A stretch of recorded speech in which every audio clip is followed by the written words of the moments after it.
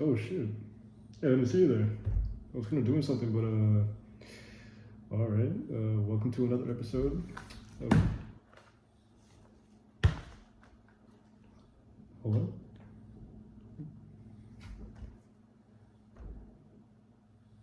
Yeah, we're recording for what? A history final. What? Lepe's seminar? What type of idiotic name is that? ISIS? Wait, I don't know anything about ISIS. ISIS attacks in America? Oh, wait, there's a script. Oh, I'm reading off a script. Okay, that's fine.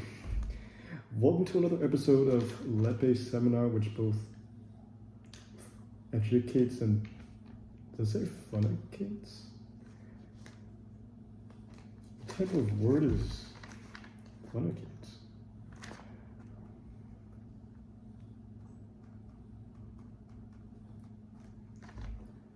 But, you know what, I don't think I'm doing this. This whole thing, this is literally just my APUSH notes. This isn't even a script. You know, no, I'm not doing it. I'll take this.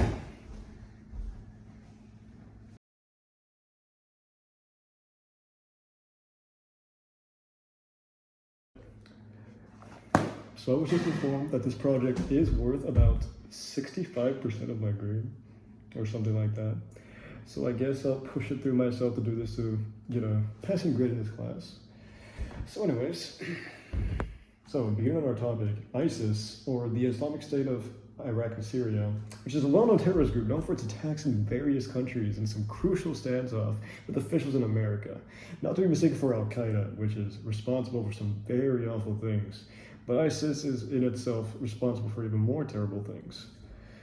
So, as seen here and here, this being Mohammed, ISIS has been the cause for several domestic and international terrorist attacks centralized in the US public, which combined casualties can be seen here. Throughout the years, we have pushed towards a multitude of efforts and have recently captured their leader, an obese man. That's right, a morbidly obese man, which had to be carried out in the back of a SWAT truck. How we didn't catch this guy, I wouldn't know. More on that later. As shown here. Oh. That's yo James, that's a picture of a gravestone. Can we go to the next one? Oh, wait, we killed him? Two years ago. So then there's no leader? ISIS is ran by nobody? Okay. So, replacing this picture of a gravestone with the ex-leader of ISIS, Kurayashi, who was killed in Arabian in Syria, was not one of the more interesting leaders. Using his position mainly to push his army higher politically and somehow heighten his public opinion? Or as if that would work. So, we will now fill the requirement for time by speaking of the multitude of offenses and terrorist attacks put into action by ISIS and its branches, many of these being American believers. The first attack, and to start us off here, was an attack led by a hatchet-wielding man named Zell H. Thompson, which was an attack on 4 NYPD officers in a crowded Jamaican neighborhood in New York City. One of the officers would be fatally struck in the head, while another one was struck in the arm, as seen here. Zell H. Thompson, also known as Fahim. There is no way in hell I am saying that right. Zaim Farouk Abdul Malik was a graduate of New Rochelle College and had served in the Navy. And it was soon found out that the reason behind this attack, and wait for it, was being called a coward by a former ISIS member in a Facebook group chat, which would then, by the public, be considered a terrorist attack by ISIS manipulation? Yeah, that doesn't really make sense to me either. Now this one here I just love. Just love. It really shows the effectiveness of our FBI. The attack was carried out by a man named Adir Sufi, who had been on monitor for the FBI for about 2 years. And get this, the perpetrator was quickly apprehended when an undercover agent was right behind him when he pulled out a gun on a security guard. And even though the security guard was injured, he was able to recover, obviously. Now ISIS would claim responsibility for this attack plot, say it was inspired but not directed by the ISIL, which is a whole different thing, which we'll get into later. No. Okay.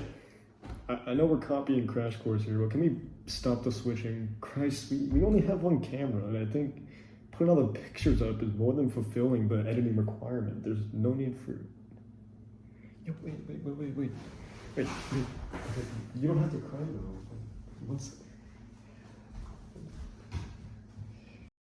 Okay, so right now, pull up the photos. Now, the funny thing about this bombing is that it completely failed. Like, the perpetrator set down the bomb and yelled out his signature ISIS phrase, and the bomb just never went off. And here, actually, can we get a picture of the suicide bomber here on screen? Right. No, wait, you got it? Oh, okay, there he is. All right, there he is. Okay, so in New York City, in December 11th, 2017, a 27-year-old known as Al-Qaeda would come up with the bright idea to give into the idea of Allah by strapping a pipe bomb to his chest and blowing up a metro terminal. The pipe bomb ultimately failed and he was tackled by the closest security, but he reportedly was against military aggression. But, well, come on, man. You literally made him post on Facebook saying, "Death to America in the name of Allah, die in your rage," an hour before the attack. Anyways, life in prison. Yep. Done with that. Oh, right, okay. So this is one bad dude. Anyways, the man you see here on the screen is Rizwan Farouk, and he will start off our major attacks done by ISIS, the ones that left a true impact on society and fueled us to do something about it. Now, here as seen as our first attack, on December 2nd, 2015, ISIS would hold its first major attack against America, consisting of a mass shooting and an attempted bombing. Attempted being a bomb made out of a car battery that ended up only killing the one holding it. Funny enough. Can we get a picture of that up here too? Oh, this is a project for a high school class? Oh, shoot. Right. Anyways, the attack, which occurred at the Inland Regional Center in San Bernardino, California, would cause the death of 14 and the injury of 22 others. The perpetrator chose a banquet event on the basis of public health to initiate his attack, which he would say was assisted by the belief that ISIS would take him in if he were to successfully complete the attack and escape. Don't know how that was going to happen. So, I both love and hate this guy because he has great humor, but a terrible taste in profession. The shooter, Shed Rizwan, I'm going to say that wrong too. There are lots of names that I'm just not going to get right here. Shed Rizwan Farouk was able to take fire for over 100 shots before fleeing the scene, leading to a police chase. Planted explosives will later be discovered at the scene, but the bombs were inaccessible and the perpetrator had even forgot to arm them. The intelligence on this man is just incredible. After a chase of literally 20 seconds due to the whole city being under lockdown, Farouk began a standoff with the police, which led to 2 more wounded officers. The perpetrator was killed at the scene after, and hear this, 440 rounds were shot by the police. Now that's a bit of overkill, Jesus. Now, for possibly one of the worst mass shootings in ISIS history and in US history, the Orlando nightclub shooting. A tragic one, really. Yeah, can we get pictures up here? Okay, cool. Do we have that? There we go. Omar Mateen, a 29-year-old man, would wound 53 and kill 49 people in a gay nightclub in Orlando, Florida, which is having a Latin night event, meaning the main public was Latino. Ironic enough, most did not run from the gunshots due to them mistaking the gunshots for the sounds of firecrackers and the music they were listening to, which gave Mateen the so-called honor to not be stopped by anyone until almost 200 rounds were fired. How do people not notice that? It took 45 minutes, but soon a team of 100 Orange County police officers were able to stop the perpetrator at the scene. Throughout the fight with the police, Mateen would yell out his motive, explaining how it was a fight led by ISIS and for ISIL.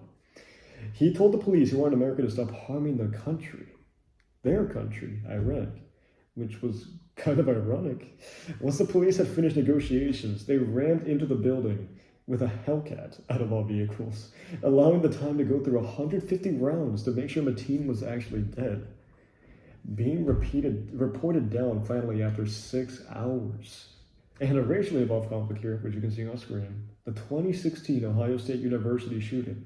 The attack was a vehicle ramming stabbing attack led by Somali refugee Abdul Razak Ali Gartin, which would lead to 13 injuries and 1 death. So not too much as the other ones here. A small number, but still considered enough to find a cause. with the cause of the attack being found out to be a call from ISIL to attack coalition citizens. That's a step up from when you jump off a bridge if your friends told you to, isn't it? Anyways, the knife was the one that was purchased from Home Depot. But for some reason, as he was out to me, he bought a second knife at a Walmart 300 miles away. Why would you need two knives? I don't know. Artie would start off the attack by ramming a silver Honda Civic into the courtyard, striking several pedestrians, including a professor, before ramming the car into a brick wall. He then stepped out of the car and let out...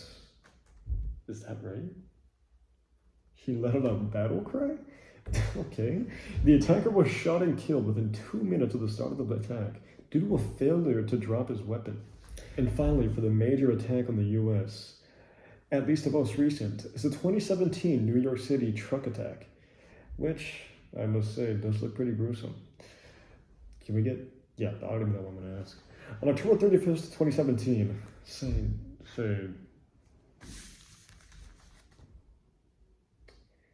okay, I just know I'm going to get this wrong for sure. Saifullah Habibi Luavik Saipov. I'll just put the name up here.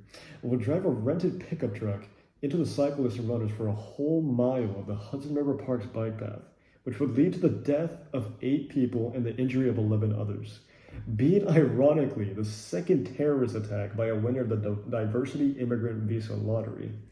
Saipov would describe the influence he had by the ISIL terrorist organization in accompaniment with ISIS, fighting on the behalf of the jihadist military group in Iraq, saying he was showing his allegiance to al-Baghdadi, the ISIL leader at the time.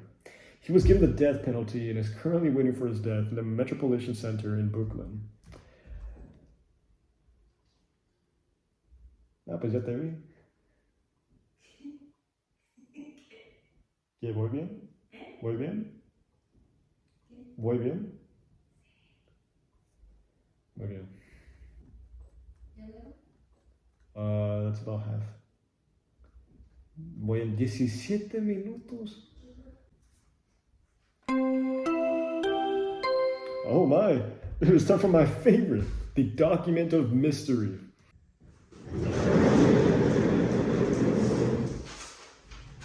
Is there no shot pen? No? Wait, what am I going to use in James? Okay, never mind. To show you how dishonest and lamestream media is, I use the word Liddy, not little, in describing corrupt a congressman, Liddy Adam Schiff. Low ratings at CNN purposely took the hyphen out and spelled the word a little wrong. A small but never-ending situation with CNN. Wait, what was that? A letter? Was that a document? A tweet? Wait, what was the answer? Donald Trump? What? How was that even... So now we can actually get to the fun stuff, or the attacks made on ISIS by America. In accordance with the word of the people of America, we need to rid of terrorist attacks, obviously, linked to the Islamic State. The U.S. led a multitude of battles against ISIS, the ISIL, and Al-Qaeda, with the sole goal to terrorize the terrorists. Now, as you can see here, pictures of Operation Tir Bazov was probably one of the most smartest decisions by America since the decision to give school lunches one more chicken stick. Except this school doesn't really do those types of school lunches. The operation was held for one reason: to stop, detain, or kill the leaders of terrorist organizations in hope of causing the organizations themselves to lose hope. Now, as you can see here, pictures of the 2017 Western Campaign. The operation itself can be split into 2 separate categories: the side where Iraq did the work and the side where America did the work. This would be the 2017 Western Battle Campaign and the Battle of Bangu Sankoni, if I said that right. The 2017 Western Campaign, Jesus, that's like my 17th take, was a push on Al-Qaeda, the town in which ISIL's leader was held by Iranian American-led forces. In the course of one day, Iraqi forces were able to capture the border crossing between Al-Qaeda and the neighboring Gaza neighborhood, with the help of U.S. artillery, of course. Later that same day, the Iraqi government would announce the capture of Al-Qaeda. This would lead to ISIL fleeing to what is now known as Al Jazeera, a desert, leading to a 1-month push from November 12 to December 15, in which 45 villages were cleared in hopes of finding ISIL forces. But what is this? An ambush? Oh my.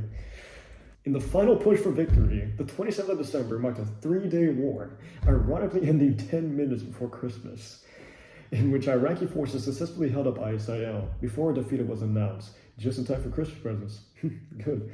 December 10th, the day the search started, would then be considered a national holiday for Iraq, following the defeat of the ISIL. Now the second battle, and hopefully the last, against ISIL, this time in the Al-Qaeda district, would this time be led by conjoined forces called the CGTF-OIR. This is being a combination of United States, France, and the United Kingdom, with the aid and support of Iraq. Due to the recently captured border we mentioned previously. Now you see how 1 and 1 connect, don't you? Anyways, remember that guy that tried to bomb himself in the metro terminal? Well, then ended up failing and getting absolutely demolished. And his talk about airstrikes, bombing the country and such, this is what he meant. The Battle of Bakhus was not a clean one, let me tell you. The British and American relied solely on airstrikes for most of the entire fight. These airstrikes would quote-unquote slip up every now and then, and these slip-ups would end up killing over 1,500 civilians. But it came with some reward, though really not enough reward, as we were able to capture over 5,000 ISIL members during the battle. American forces would suffer almost no losses, losing a mere 200 soldiers, while ISIL would suffer a heavy blow of over 10,000. Police blockades, army blockades, and even civilian blockades who just really wanted those drone strikes to stop would lead to their defeat. As only 5 days into battle, on February 13th, a multitude of ISIL members would be seen trying to surrender. The final standoff between the ISIL and the CGTF was a bloody one, let me tell you. But after weeks of civilian evacuation, artillery strikes could be sent into major quantities. U.S. coalition would send 193 airstrikes between March 10th and March 23rd, destroying 104 ISIL vehicles, destroying 39 fighting positions, and 9 tactical vehicles. Even a tunnel. I don't know what that tunnel did to deserve that. Anyways, with the victor clear, the SDF flag was raised above Baghuz Fakhani, meaning the ISIL surrendered. And finally, after a year, their leader, Abu Bakr al-Baghdadi, okay, I can't say that name either, just put it up here, was captured. Hallelujah. Whew. I think I'm running low on time here. I'm not gonna lie to you, I'll tell you the truth. The video is at 47 minutes right now. That is something else. I'll make this one quick and simple. One of the biggest achievements of Biden, well, 2 of them, but this being the first, is the quick and easy execution of Al-Qaeda's leader in Kabul. Quick and done. August 2, 2022, he's dead. We can pull a picture of him. You can just pull up a picture here, put his name there. That's all, right? Okay, cool. And we actually don't have information on the 2023 ISIS raid because this was only a month ago. While kids were taking their IP exams nonetheless. Well, a bit earlier, but anyways. On April 17th of this year, U.S. forces, almost out of nowhere, announced that they had killed Muhammad al-Haji Ali. With pictures being seen. Jesus, wait, are my eyes tricking me? You're telling me the terrorist organization that was responsible for dozens of attacks on U.S. soil was all being ran by their very own Jabba the Hutt? Also called Shif al-Nami, I have to say that for legal reasons, who was so big in size, he had to be carried out in the back of a SWAT pickup truck. Jesus, this is what we were afraid of? Well, with that, now we have every terrorist organization on the ropes. A big success for America! Well, that's all for today, and you know what? I think I'm gonna go play some Apex and terrorize children. So, good day. Thank you for watching. I wonder how long that's going to be. I better than 8 for time, I swear. Lepe Ceremony is supported by these great people. Well, just one person, Miss Sunstead, because she's the only motivation I have to do this project. I would not do it in any other circumstance. But yeah, that's all.